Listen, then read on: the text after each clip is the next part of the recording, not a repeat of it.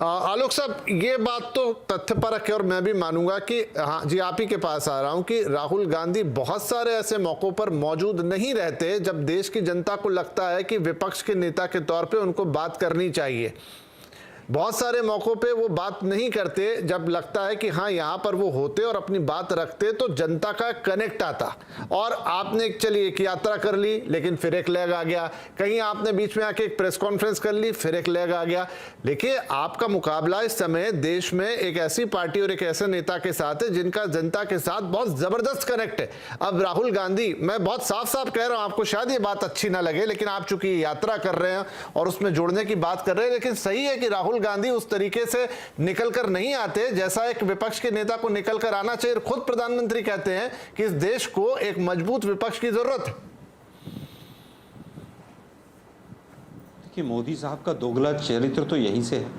कांग्रेस मुक्त भारत होना चाहिए और देश में विपक्ष मजबूत होना चाहिए।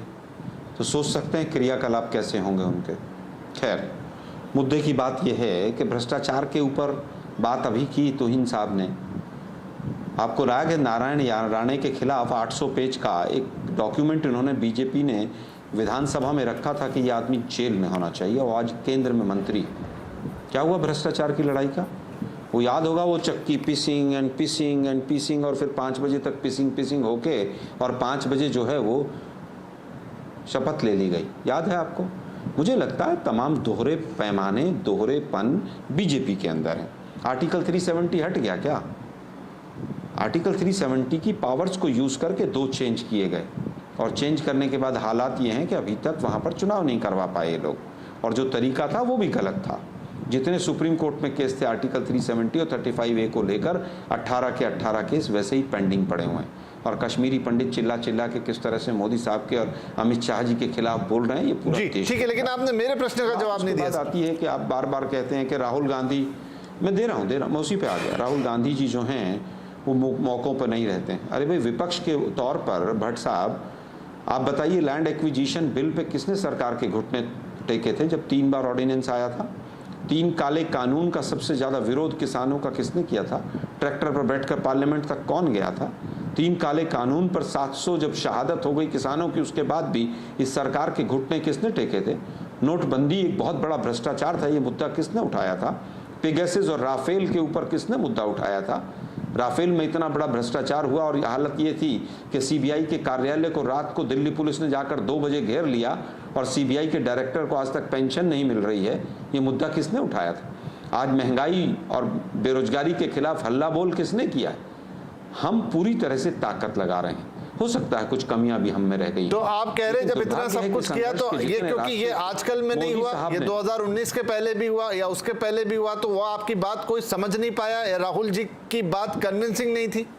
देखिए, मुझे लगता है नहीं, ऐसा है कि संघर्ष के जो रास्ते होते हैं ना, उस सब रास्तों पे मोदी जी ने जिस तरह से अपना जाल बुन दिया है। पुलवामा अगर होगा और पुलवामा के 1 दिन के बाद मोदी जी शहादत पर वोट मांगेंगे तो देश गुमराह होगा। आज हम इतना बड़ा पैनल बैठा जी ठीक है, मैं देखिए, मैं इसको थोड़ा सा ना इक्वल डिबेट रखना चाहता हूं। हर्षवर्धन त्रिपाठी, चाहता हूं, 1 मिनट, अंतिम बात, एक मिनट आप रोकिए मत मुझे। पुलवामा में इतना बड़ा पैनल है, पुलवामा में 350 किलो RDX के साथ कौन सी गाड़ी टकराई थी और वो गाड़ी का मालिक कौन था आज तक पता नहीं चला इस देश को। वो एम्बेसडर थी, बोलेरो थी, स्कॉर्पियो थी, इनोवा थी, फॉर्च्यूनर थी, मारुति थी, क्या थी? CNBC के दर्शक सोचिएगा और फिर सोचिए देश कहां जा रहा है। जी, हर्षवर्धन त्रिपाठी, एक तरफ राहुल गांधी, दूसरी तरफ नरेंद्र मोदी। अभी आलोक जी ने बहुत सारी तुलनाएं तो नहीं कहूंगा मैं, बहुत सारे उदाहरण दिए यहाँ पर, लेकिन अब सब कुछ अगर गलत है तो नरेंद्र मोदी की वजह से गलत है। अगर देश में सब कुछ, चाहे वो इंस्टीट्यूशंस की बात हो जाए, चाहे वो फिर महंगाई हो जाए, चाहे वो आर्थिक स्थितियां हो जाए, चाहे वो कॉर्पोरेट्स की बात हो जाए, तो सब में नरेंद्र मोदी गलत है और इसीलिए देश की जनता उनको लगातार 2 टर्म से इतने बड़े बहुमत से चुन रही है, बाकी सब ठीक है। देखिए विपिन जी, CNBC आवाज पर कोई प्रवक्ता ये बोल जाए कि 150 साल की सबसे बड़ी महंगाई है, तो इसको तो आप ही को टोक के आंकड़ा बता देना चाहिए। इस देश में हाल के दिनों की सबसे बड़ी महंगाई 2010 से 2014 तक रही है, जब महंगाई दर का आंकड़ा 14% तक चला गया था। नरेंद्र मोदी के 8 वर्षों के कार्यकाल में कभी भी औसत महंगाई दर 5% के ऊपर नहीं रही। और जिस कोरोना पीरियड की बात की जा रही है, उस कोरोना पीरियड में भी 7% के ऊपर नहीं रही। तो एक तो ये कि कम से कम आर्थिक चैनल पर इस तरह के तथ्यों से जो खिलवाड़ करना है वो नहीं करना चाहिए, नंबर 1। नंबर 2, ये जब हम कहते हैं कि बड़ी अच्छी स्थिति थी, सब बर्बाद कर दिया नरेंद्र मोदी ने, तो आंकड़े की बात करेंगे ना, हम कहां थे? हम फ्रेजाइल 5 में थे। देश के उद्योगपतियों ने चिट्ठी लिखी थी प्रधानमंत्री मनमोहन सिंह को कि आज जो स्थिति है, पॉलिसी पैरालिसिस हो गया है। आज हम दुनिया की टॉप 5 प्रॉमिसिंग कंट्री में से हैं। अब अगर ये दुनिया की सबसे बड़ी हाल की विभीषिका कोरोना के बाद ये स्थिति है, तो जाहिर है जनता को वो समझ में आ रहा है। और जब हम कहते हैं कि भारतीय जनता पार्टी दूध की धूली नहीं, तो बिल्कुल दूध की धूली। कौन कह रहा है कि दूध की धूली है? अजीत पवार के साथ गए थे ना मुंह अंधेरे सरकार बनाने के लिए। लेकिन जब कहते हैं कि हर जगह विधायक तोड़कर भारतीय जनता पार्टी और नरेंद्र मोदी काम कर रहे हैं, तो लोगों को याद आ जाता है कि पूरी की पूरी बहुजन समाज पार्टी, कांग्रेस पार्टी ने राजस्थान में अपने में विलय करा ली। लोगों को याद आ जाता है कि यही कांग्रेस पार्टी थी जिसने आम आदमी पार्टी की सरकार बना दी थी।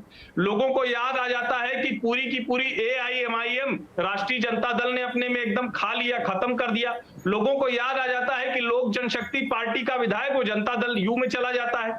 लोगों को देश के अलग अलग हिस्सों में ऐसे विधायकों के आने जाने की घटनाएं याद आती हैं। लेकिन तब आप जब जनता को बताते हैं कि देखिए ये वाला तो मन की इच्छा थी, अंदर से आया था, लोकतंत्र था, और जो दूसरा हो रहा है ये देश के संवैधानिक लोकतांत्रिक ढांचे को ध्वस्त कर रहा है। तो इसीलिए जनता कहती है कि न्याय सिर्फ और सिर्फ भाषण में चलेगा। जहां जहां सरकार होगी वहां कोई मॉडल पेश नहीं कर पाती है कांग्रेस, इसीलिए इस पर भरोसा नहीं होता है। चलिए ठीक है, तो सारी बातें हुई, एक छोटा सा ब्रेक लेते हैं। ब्रेक के बाद 2 बड़े मूल सवाल। पहला तो ये कि ये जो भारत जोड़ो यात्रा है, भारत इससे जुड़े लोगों तक मुद्दे पहुंचे वो तो ठीक है, लेकिन क्या कांग्रेस इससे वोट जोड़ पाएगी? आखिरकार एक राजनीतिक पार्टी है, जिस बदलाव की बात कर रही हो बदलाव बिना वोट के तो खुद भी नहीं ला सकती।